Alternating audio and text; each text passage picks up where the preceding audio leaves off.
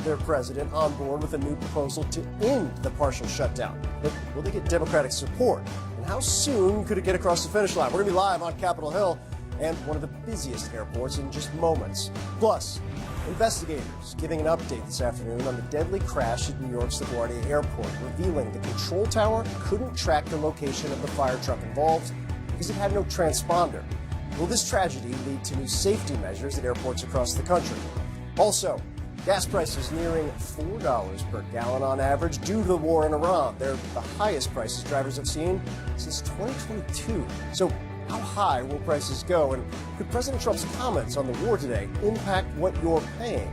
And it's election night in America. Democrats are hoping to flip a seat down in Florida in a district that includes Trump's Mar-a-Lago residents. We're heading to the campaign trail for a reality check on their odds. The lead tonight, airport lines across the U.S. are unpredictable. TSA workers are days away from missing their second full paycheck, and President Donald Trump may not be fully on board with the solution being proposed by senators in his own party. I don't want to comment until I see the deal, but as you know, they're negotiating a deal. I guess they're getting fairly close, but I think any deal they make, I'm pretty much not happy with it. Now, Trump did say he wants to support Republicans and would look at the plan, which would fund DHS and therefore get those TSA workers paid, but it would not fund immigration enforcement, essentially what Democrats have said they wanted. Even if the plan does move forward, it is unclear when we'll see any movement. And one top TSA official today outlined just how desperate the situation is. So we got folks sleeping in cars, folks having to pay, essentially get blood drawn to afford gas to come to work. So the situation is dire. CNN's Lauren Fox is with us on Capitol Hill. CNN's Ed Lavendera is at George Bush Intercontinental Airport in Houston. Ed, I want to start with you because I've just been watching you throughout the course of the last several days, tracking the 4.5, maybe 5 hours that people have been waiting. What are you seeing right now? Well, we're kind of reaching the point in the day where there's a little bit of light at the end of the tunnel. Remember, the line, we're in Terminal E. The line for this TSA security checkpoint is beyond over there. So where we're standing, where the passengers are, it's about an hour wait. But the line actually, to get here, has started 2 floors below where we are now. But if you look now, this area down here was just about an hour ago filled with people. Now we're kind of getting toward the end of the day and clearly some relief here in sight.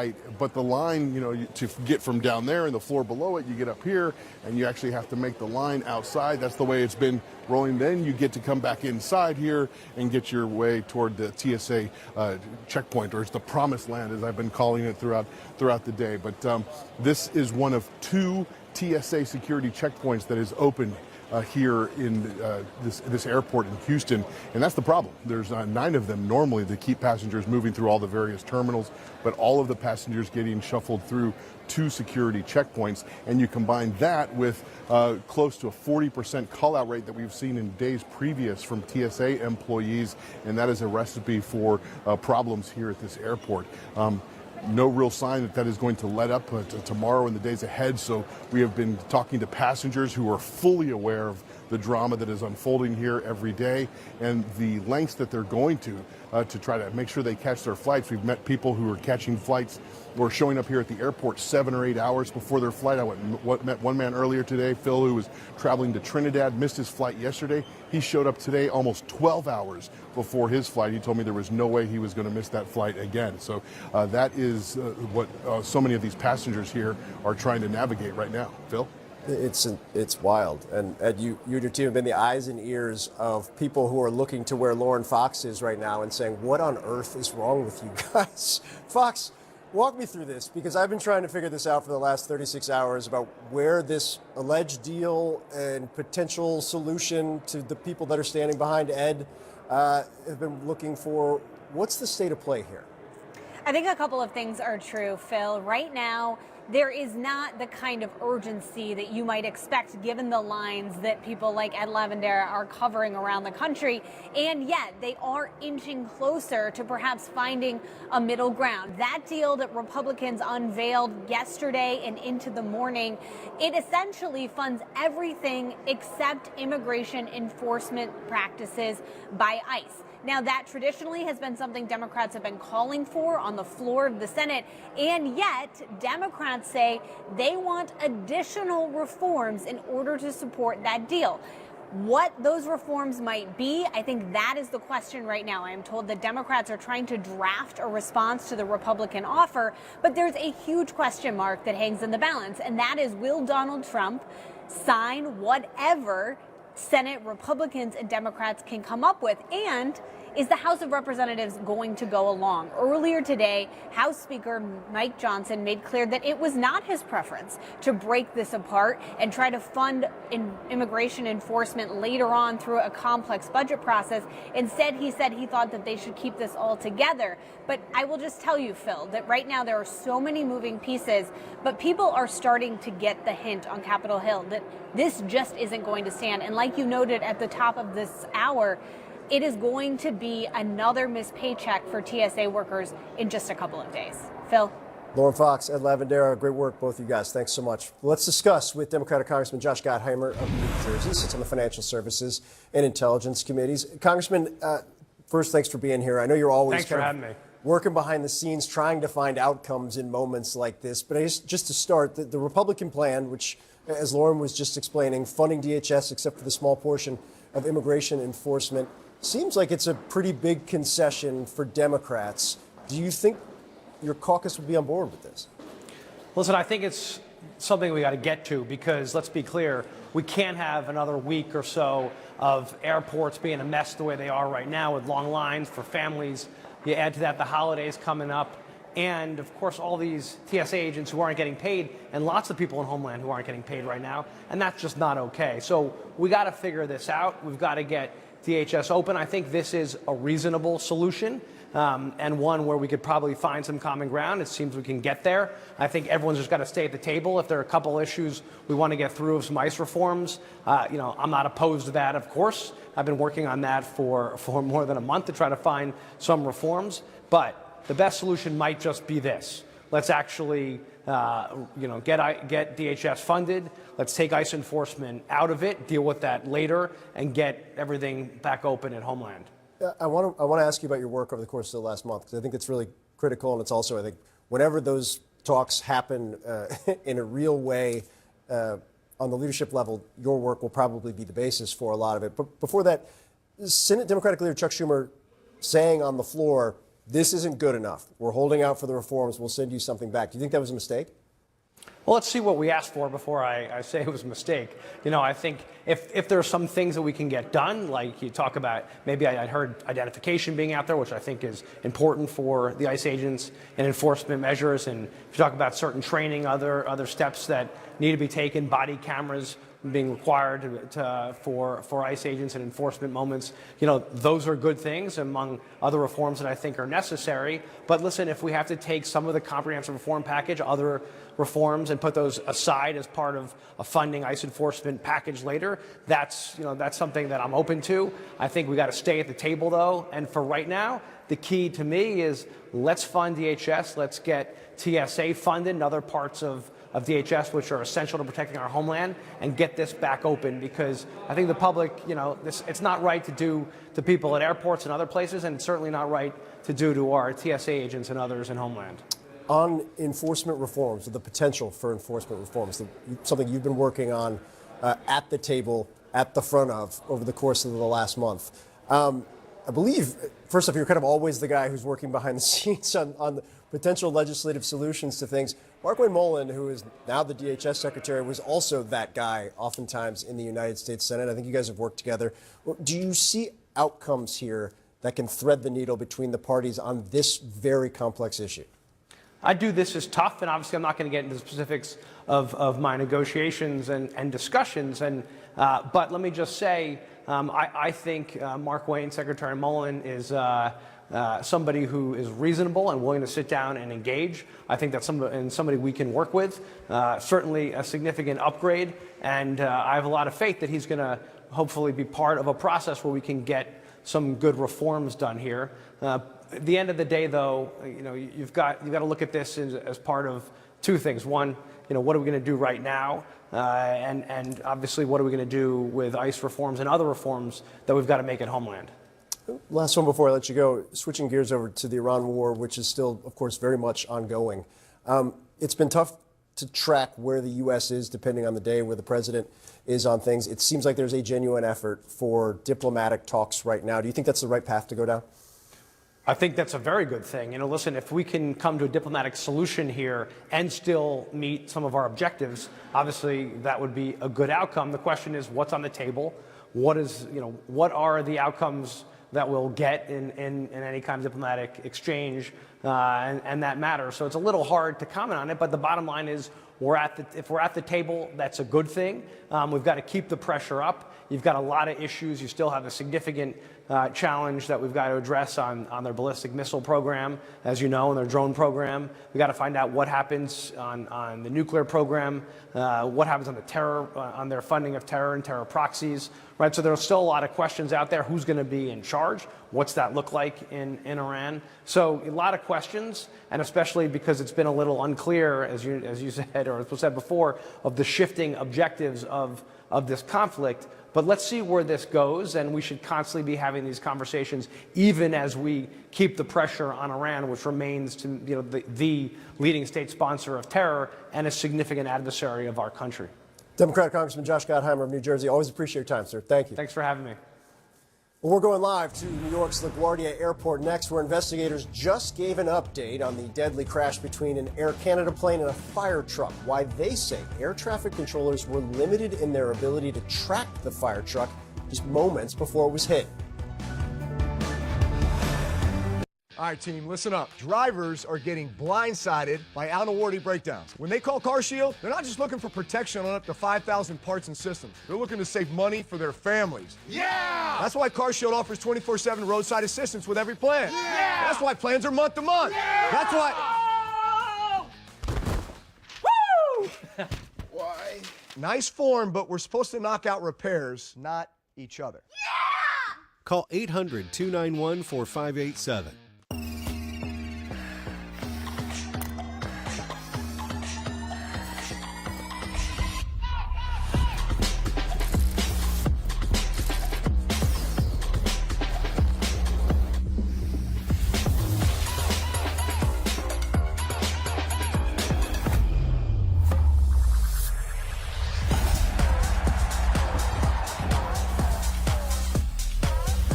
Visit bombas.com and get 20% off your first order. Thousands of products claim to be innovative. Most aren't. They're either gimmicky, overpriced, or lacking in true innovation. We searched for products that actually make a difference, improving how you live, work, eat, or sleep in ways existing products haven't solved. Here are 3 that earned one of CNN_'s Innovation Awards. For the awards, our editors tested products across home, tech, beauty, travel, outdoors, and wellness, all looking for one thing. Does this solve a real problem better than what came before? No hype, no buzzwords. Just real-world testing that makes everyday life better, easier, and more convenient.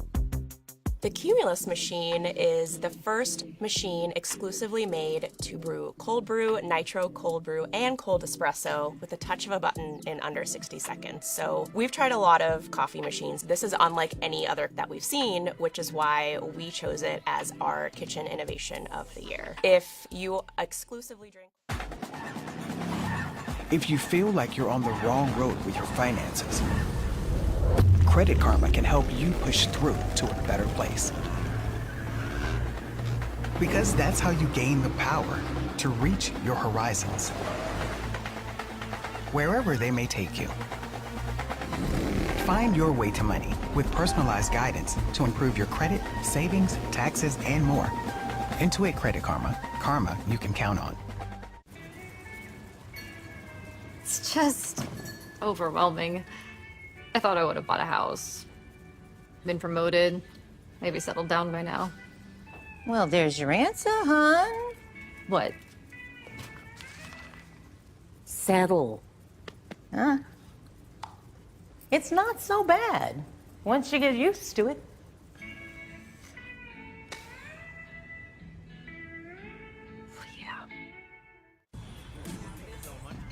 This is the moment your hair stops holding you back. You wear it down. And for the first time in a while, you like the way your part is falling.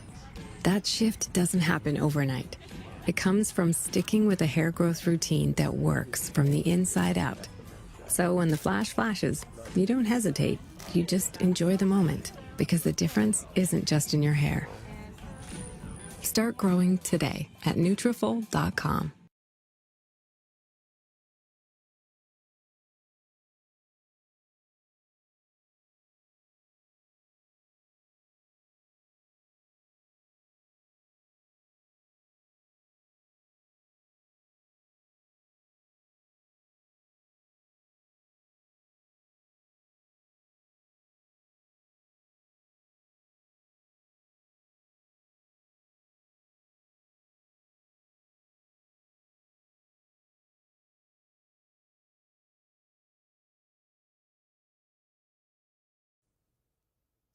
We're back with breaking news in our national lead. The National Transportation Safety Board revealing new details in Sunday's deadly crash between an Air Canada plane and a fire truck at New York's LaGuardia Airport.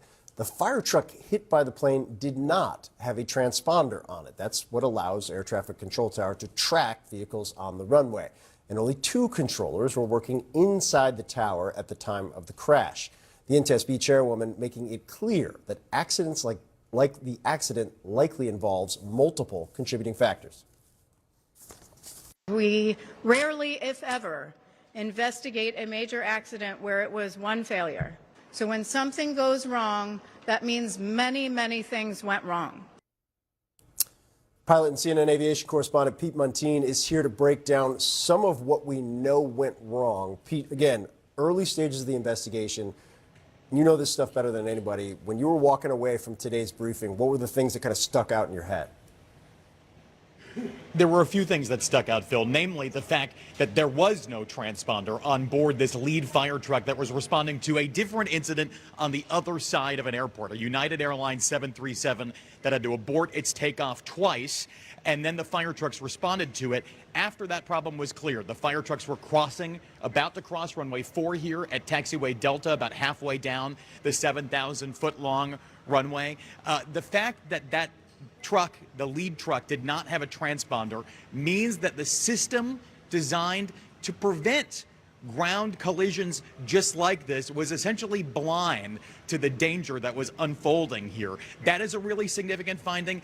And then the finding from the NTSB as they dug into the staffing levels at the air traffic control tower here at LaGuardia, that there were only 2 controllers, a controller and a supervising controller overseeing all the arrivals and departures, the ground movements, and what are called clearance deliveries, meaning issuing pilots their full route of flight.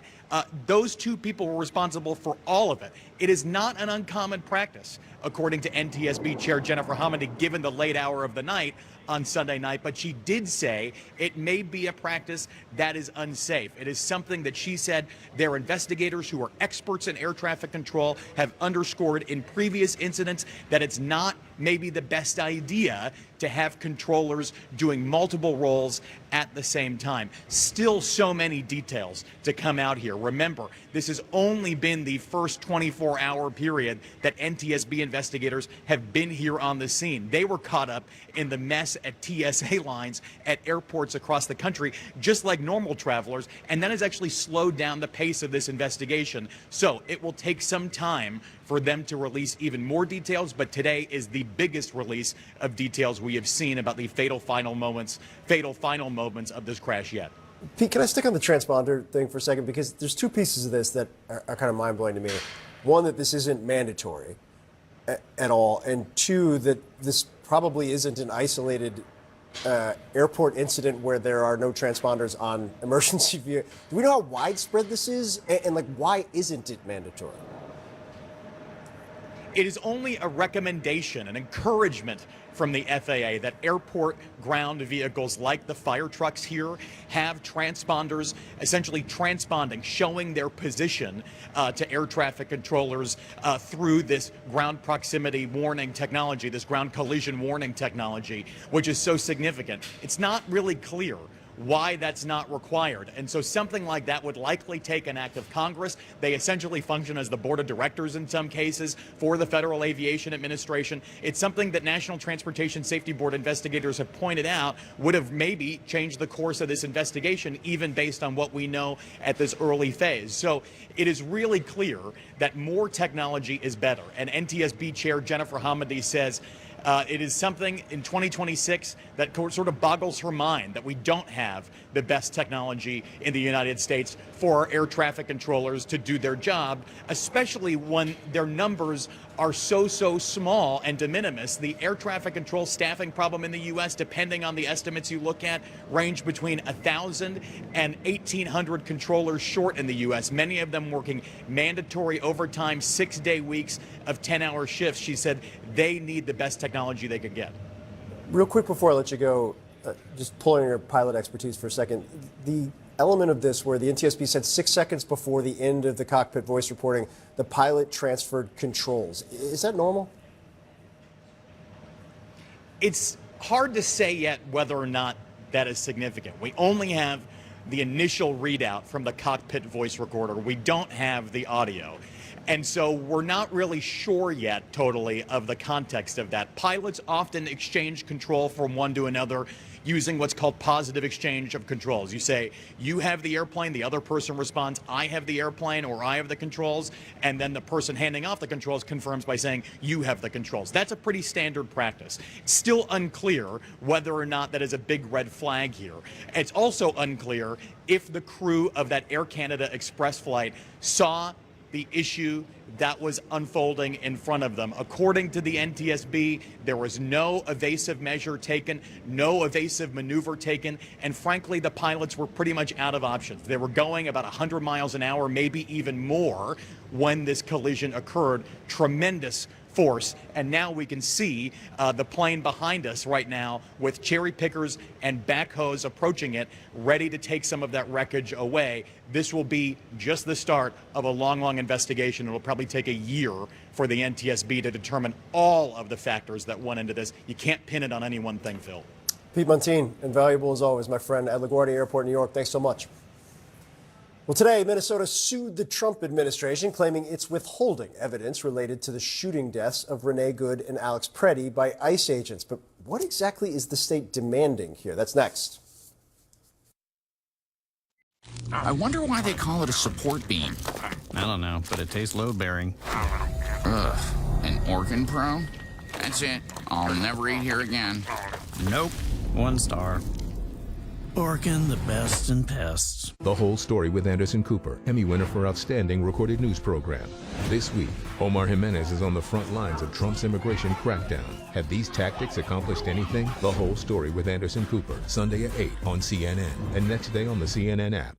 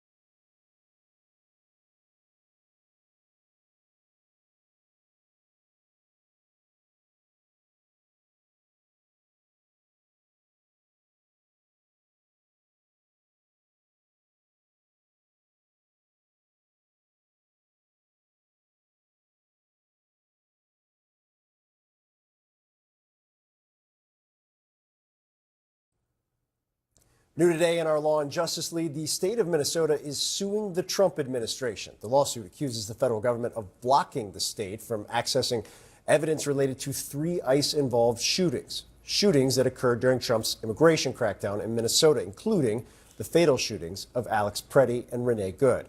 CNN's Whitney Wild joins us now. Whitney, the lawsuit lays out in detail the timeline here. What does it reveal? Well, it reveals that there were multiple points for each of these 3 shootings where there had been some kind of at least a loose framework where local law enforcement believed that they were going to work in tandem with federal officials. And then abruptly, federal officials closed the door on that. And according to the complaint, it appears that that only came after intervention from D.C.-based officials. What the complaint makes clear is that they have sort of, multiple core arguments, which include that this is very far outside the norm. I mean, these are agencies who are used to working together. The Bureau of Criminal Apprehension in Minnesota is used to working with the FBI. They are used to working with DOJ. They have filed multiple cases together. Sometimes those cases are in federal court. Sometimes the FBI helps with state cases. This had been, for a long time, a very good working relationship. The other, core issue here that is being raised is that they're highly skeptical of a real investigation by federal officials into these 3 shootings. And then finally, what the complaint makes clear is that this is a policy and practice that is going to continue if it is not stopped. They point out that, again, that they are being, denied the ability to access this really crucial evidence in the shooting death of Renee Good, in the shooting of Julio Cesar Sosa Solis, and in the shooting death of Alex Preddy. And that completely tramples on the state's sovereignty and their ability to investigate and enforce Minnesota criminal laws. Those are the core complaints. Let's listen to Minnesota Attorney General Keith Ellison and Hennepin County Attorney Mary Moriarty. I have to stress, friends, how absolutely extraordinary it is, how rare and unprecedented it is, how completely unnecessary it is, if justice is our goal, for us to have to file this lawsuit. Minnesotans saw Renee Good and Alex Preddy die at the hands of federal agents. Julio Sosa Solis was shot, and ICE agents lied about what happened. Now Minnesotans are seeing their federal government hide evidence and obstruct investigations into these incidents. We will not sit by and let that happen. We are prepared to fight for transparency and accountability that the federal government is desperate to avoid. Phil, there were multiple, sort of anecdotes in the complaint that highlight their real concerns. And so I'll leave you with this one. It was in the course of investigating the Renee Good shooting where initially there was a framework. Both sides, federal and local, believed they were going to work together to investigate that. And so local law enforcement went to the federal building in Minnesota to interview federal agents there. And it was only when they got there that the door was slammed in their face. They were not able, and I don't mean that literally, I mean that, metaphorically, that they were not able to interview these agents, and they were denied even basic information, Phil, like the names of the agents involved in that shooting. Phil? Whitney Wild for us with the latest. Thanks so much. Well, a new warning today from the CEO of United Airlines about how expensive your next flight could get if the war in Iran continues much longer. That's next. The East Tennessee Boat and Outdoor Show is coming to the Knoxville Expo Center April 10th through the 12th. If you love being on the water or exploring the outdoors, this is the place to start. You'll find everything you need to get ready for the season, from wake boats and pontoons to water sports equipment, plus outdoor accessories. Bring the family. There will be face painting and a live magic show by Pete and Chris Amusement. It's the East Tennessee Boat and Outdoor Show, April 10th through the 12th.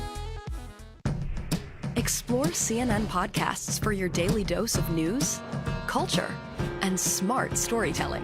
Whether you want to be swept off your feet. I just hollered and I said, hey, are you single?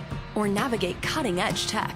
Can I ask a nerdy question? Follow doctor's orders. Research shows even a 5-minute walk will do you good. And discover the conversations shaping our world. Where do you want to start? Follow and listen to CNN podcasts, wherever you get your podcasts. Wow, what is this place?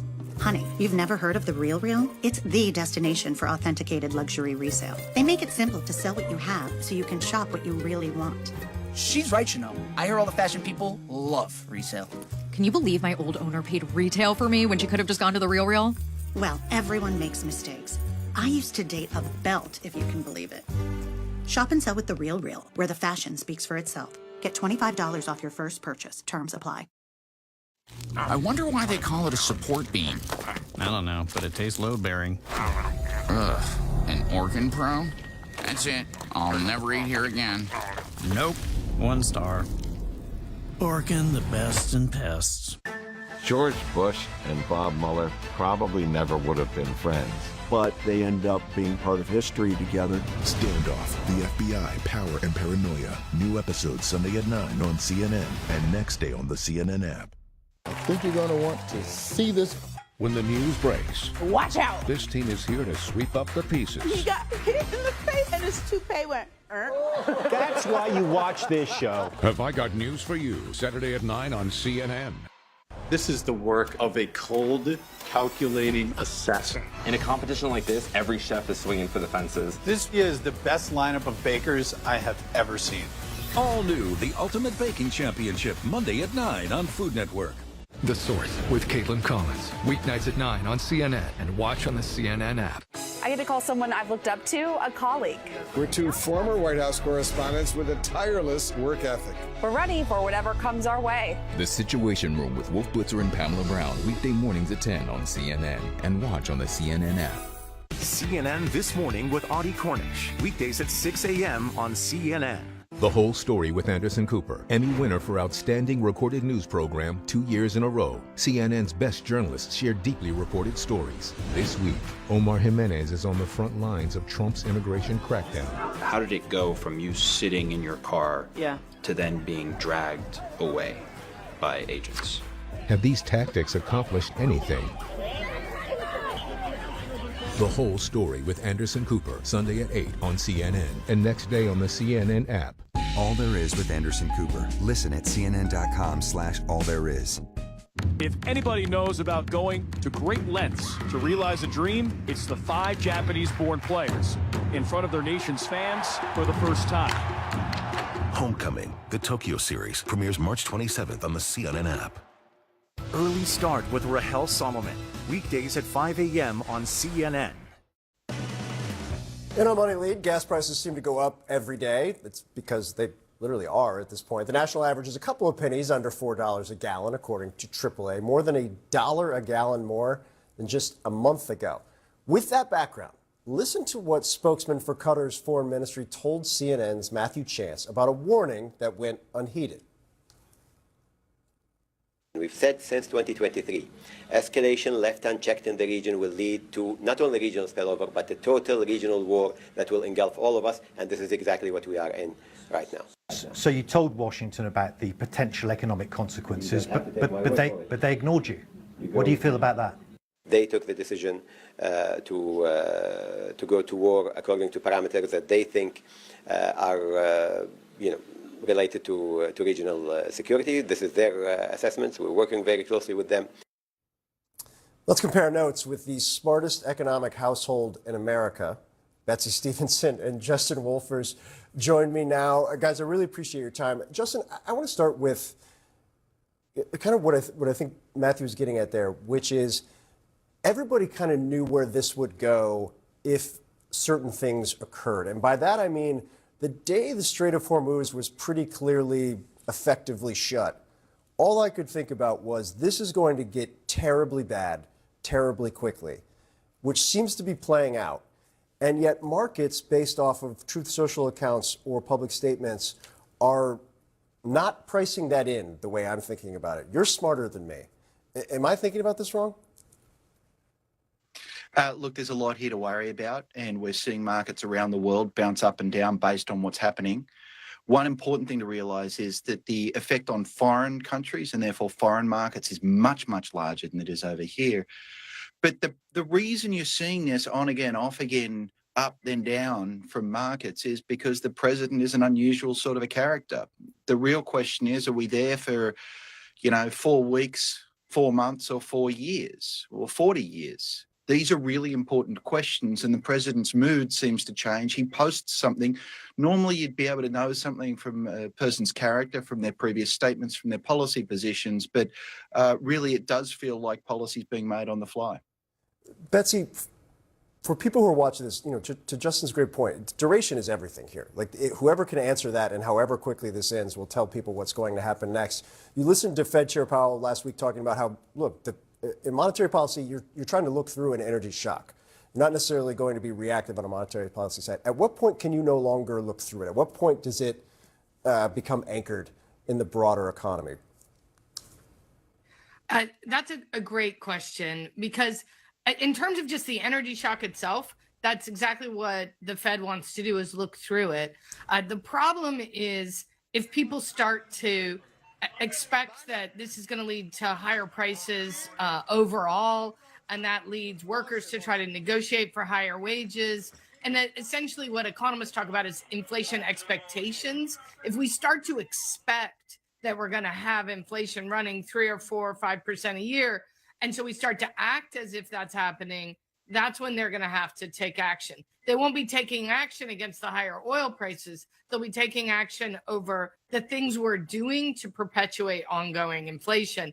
The problem is that the U.S. has a slowing economy, and the action they would take would be to raise rates and to deal with the prices. But if you want to deal with the slowing economy, you need to lower rates. And that's the tough position that we're in right now, and why Chair Powell described a rationale for somewhat restrictive monetary policy for right now, why they're not cutting rates right now, despite the weakening labor market. Yeah, if you're wondering if what Betsy was just describing sounds really complicated for a Fed chair to try and navigate, you were right. That's their worst nightmare, I believe. Justin, just for people who are driving by their gas stations every single day now and thinking, I don't understand why this is continuing to go up, how long is this going to last? I guess the simple question would be, if the war ends, how long would it take for gas prices to come back down? Probably still another couple of months. So first of all, you can already look at futures prices where people are betting on the future of inflation. While the White House tells you that this is just a blip, according to futures prices, they expect oil prices to be high actually for several years to come.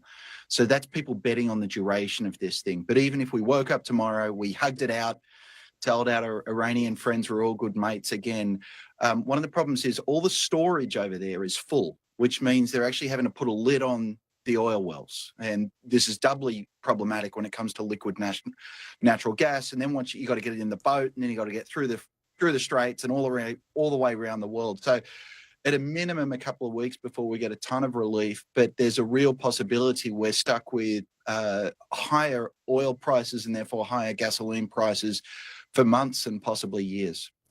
Betsy, last one before I let you guys go. As you're kind of looking forward right now, given the uncertainty, given kind of the inability to put timelines on things or actions at this point in time, what are you really keyed on from a data perspective that maybe people could look at to help understand where the economy is going directionally?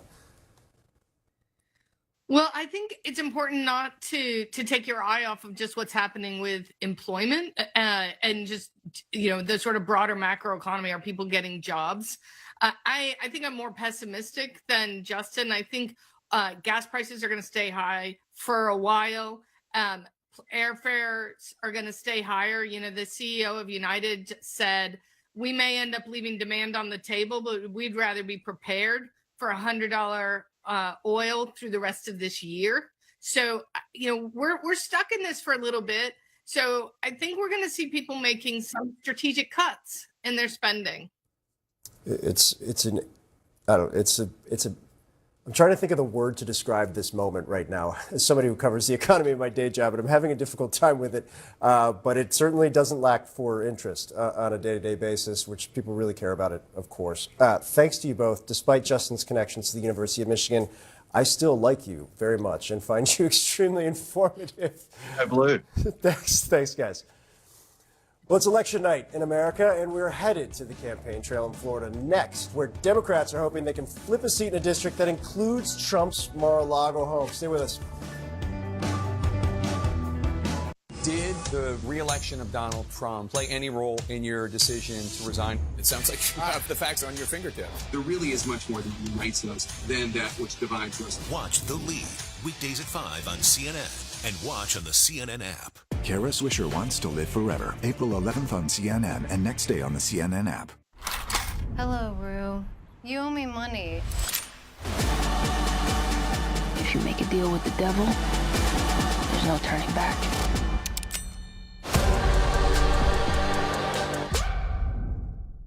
There's something about this place. It's really our passion to share what we do with people like you. Vive la France! Eva Longoria, Searching for France, premieres April 12th on CNN and next day on the CNN app. How's your shift going? It's been a lot. This can be very stressful. Charged. Clear. Is every day like this? No comment. We're gonna take care of you, okay? This is what we do.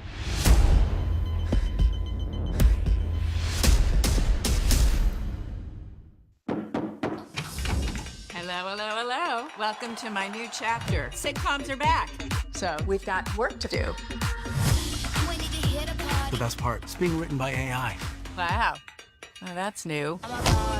How's that? Funny, complicated, single. Don't tell my husband. This is all hard enough! Valerie! Oh boy. No, she's okay. This is right.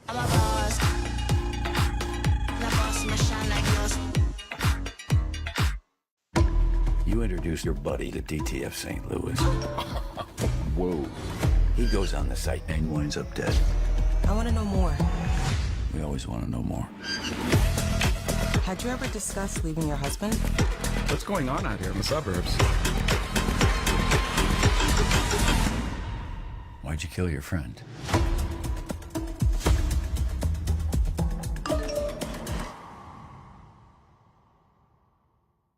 All the news. Laura Coates Live. Weeknights at 11 on CNN and watch on the CNN app. Newsnight with Abby Phillip. Weeknights at 10 on CNN and watch on the CNN app.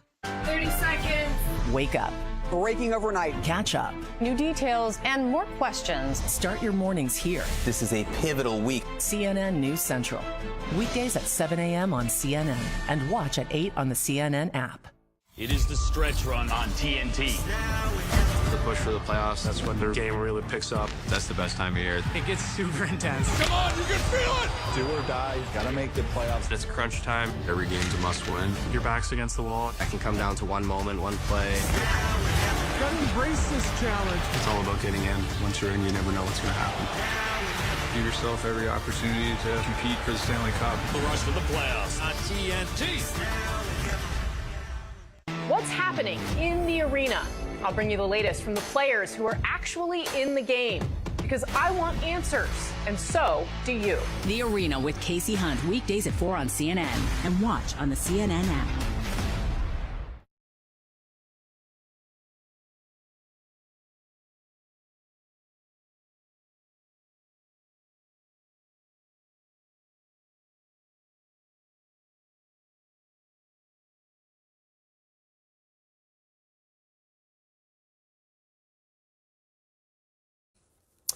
We're back with our politics lead because it's election night in America, and this is Jake Tapper's show. We do what Jake does. Cue the music.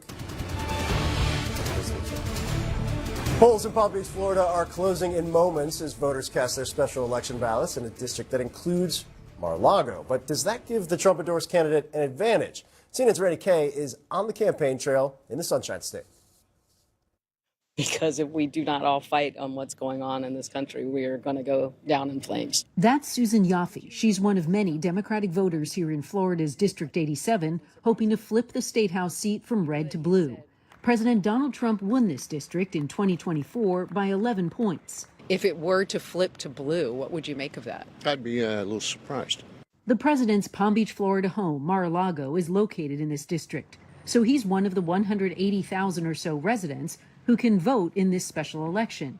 In fact, Palm Beach County records show Trump did vote, and he voted by mail. Election. You're kidding me. I had no idea. Voting by mail to me is terrible, unless you have a disability. So do you think President Trump shouldn't have voted by mail? Correct. I think he shouldn't have. If he's against something, why are you doing it? Trump has long railed against mail-in voting, claiming without evidence it's a significant source of election fraud. We don't want to have mail-in ballots where they're mailed in from all parts of the place. Mail-in ballots are crooked as hell. Just yesterday, he claimed that, quote, mail-in voting means mail-in cheating.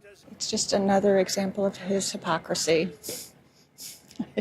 What can I say? And he is working to make it harder and harder for people to vote. I just am appalled. I don't care how he votes. He's voting. That's great.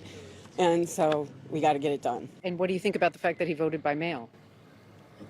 Well, hypocrisy comes to mind. Trump endorsed Republican John Maples in this race. He's facing off against Democrat Emily Gregory, a business owner and first-time candidate.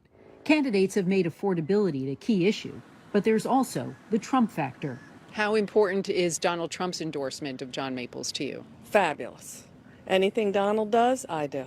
If the Democrats do flip this seat, it will only add to a string of victories across the country.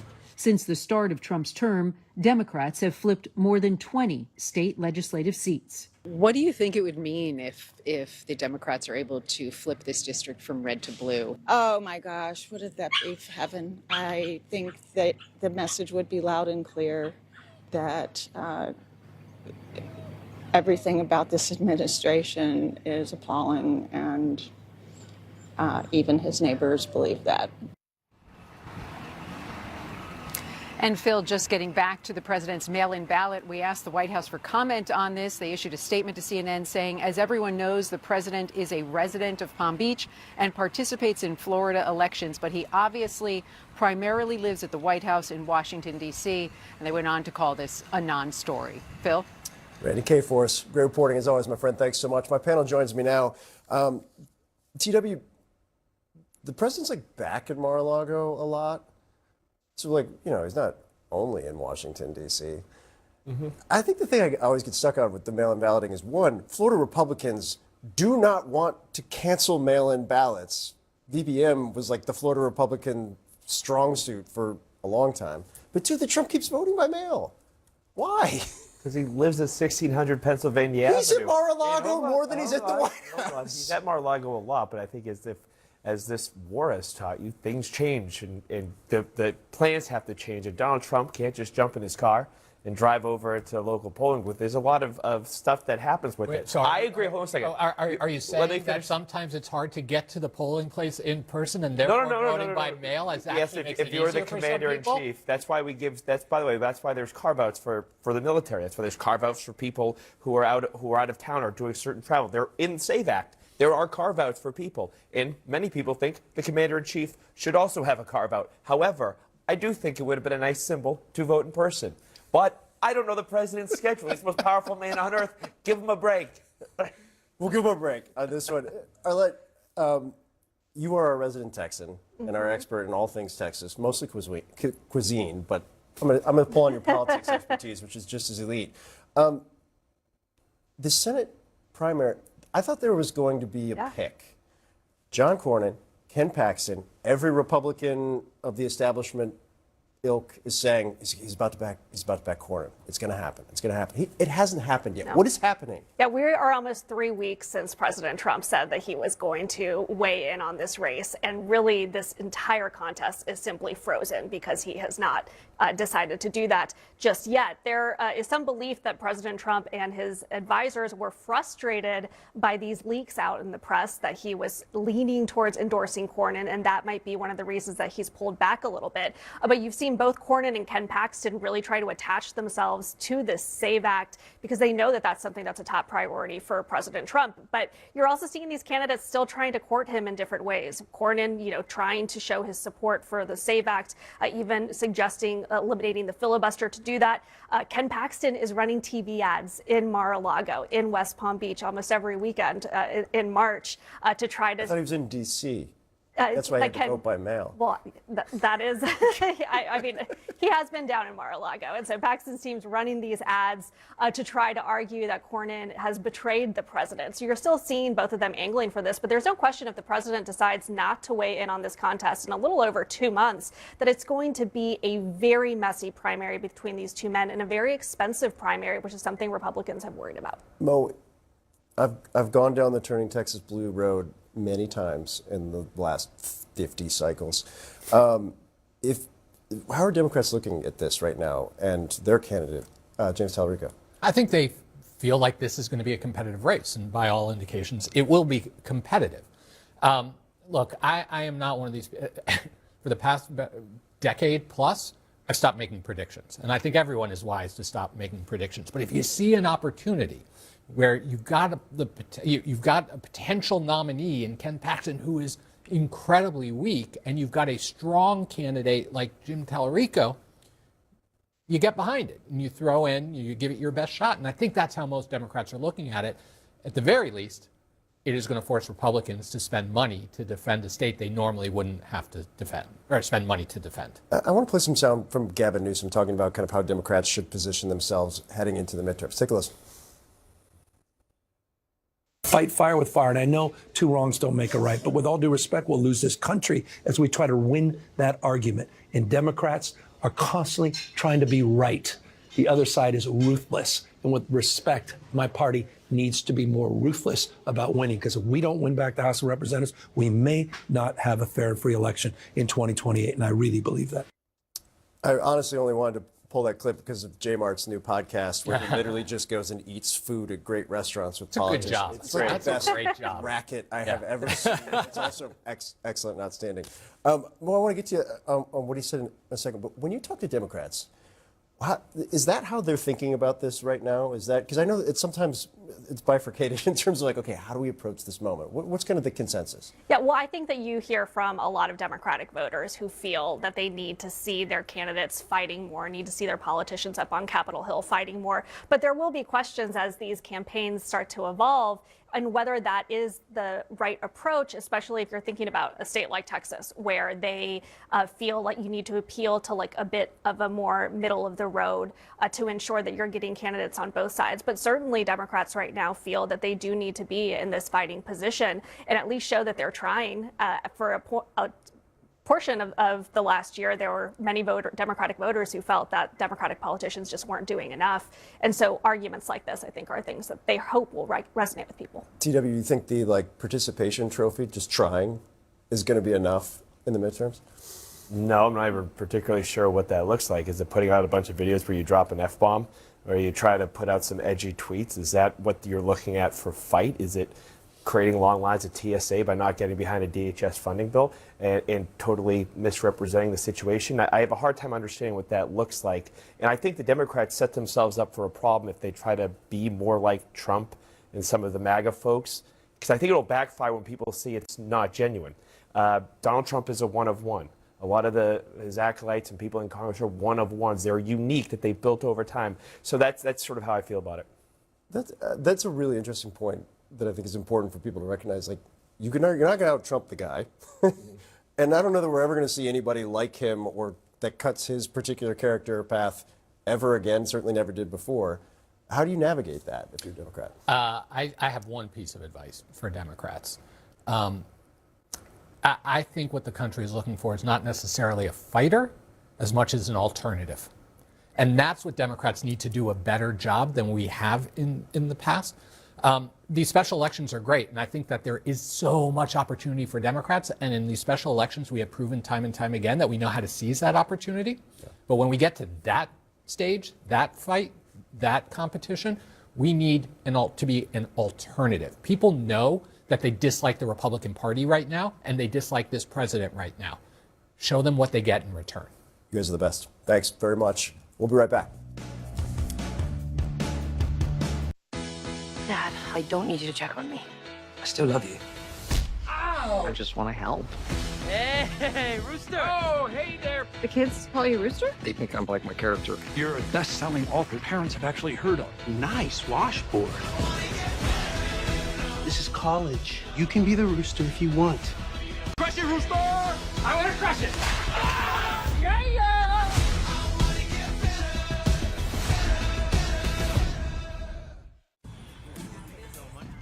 This is the moment your hair stops holding you back. You wear it down. And for the first time in a while, you like the way your part is falling. That shift doesn't happen overnight. It comes from sticking with a hair growth routine that works from the inside out. So when the flash flashes, you don't hesitate. You just enjoy the moment. Because the difference isn't just in your hair. Start growing today at Nutrafol.com. Hi, I'm Kai Burkhart, editor at CNN Underscored, and today I'm at Eldora Mountain Resort to show you how I tested for the best ski jackets. There are two main types of ski jackets you can get, insulated and non-insulated. Insulated jackets are obviously better for cloudy, cold days, while uninsulated jackets are great for warmer days, and they typically give you more room so you can layer underneath a little bit better. The Columbia Platinum Peak 2 is the best shell jacket I tested because it has a nice roomy fit, the fabric is soft, it's super protective against water and wind, and it's got huge useful pockets. It has a nice roomy fit so you can fit puffy jackets underneath on really cold days, or just wear it with a base layer on normal spring days. Plus, the jacket extends really far down your back, so if you ever want to sit down in the snow,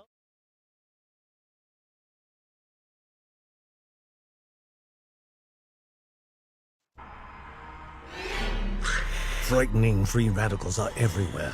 Luckily, Palm Wonderful's antioxidants help defend against them. Real life is scary.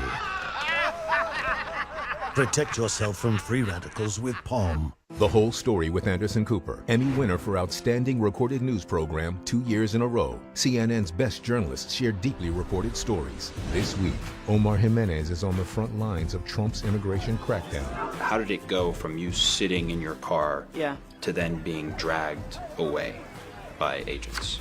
Have these tactics accomplished anything?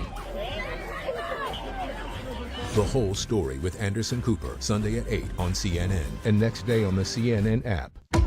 You introduce your buddy to DTF St. Louis. Whoa. He goes on the site and winds up dead. I want to know more. We always want to know more. Had you ever discussed leaving your husband? What's going on out here in the suburbs? Why'd you kill your friend?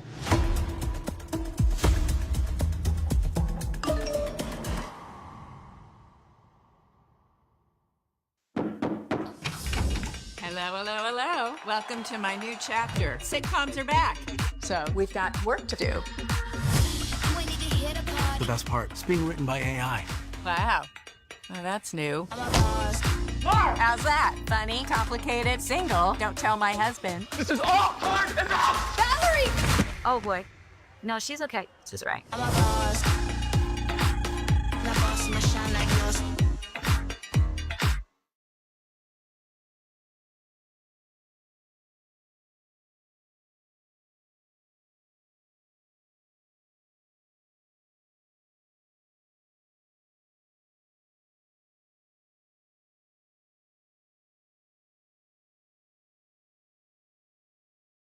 Matters series, the Trump administration will pay nearly $1 billion taxpayer dollars to a French energy company to not build wind farms. Instead, the White House is asking the company to pursue fossil fuel projects inside the U.S.